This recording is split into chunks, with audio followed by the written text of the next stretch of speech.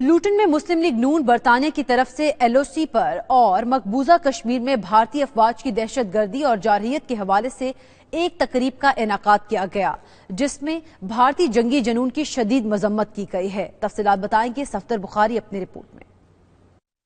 تقریب کے مہمان خصوصی وزیر اعظم آزاد کشمیر راجہ فاروق حیدر خان تھے۔ تقریب کی صدارت اوورسیز کمشنر راجہ زبیر اقبال کیانی نے کی۔ اس موقع پر وزیر اعظم آزاد کشمیر راجہ فاروق حیدر خان کا کہنا تھا کہ وہ حکومت پاکستان اور پاک افواج کے شانہ بشانہ کھڑے ہیں۔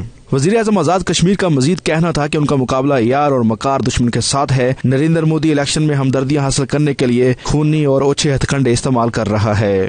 سب لوگ ایک بھرپور انداز میں انڈین ایمبیسی ہائی کمیشن کے سامنے مظاہرہ کریں، اس میں اپنے بچے، اپنی بہنیں، بیٹیاں، بیگمات کو سب کو لے کر جائیں، اور جو کشمیر کے اندر جو اٹراسٹیز کر رہے ہیں انڈیا انسانی وہ بھی کریں۔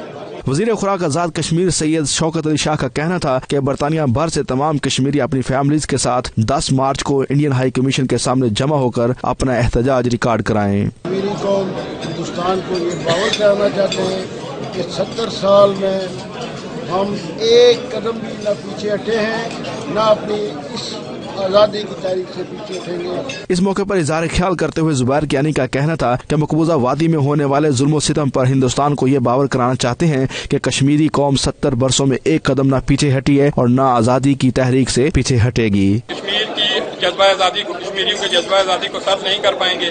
بھارت کو اس مذاکرات کے ٹیبل پر آ کر اس مسئلے کا حل تلاش کرنا چاہیے۔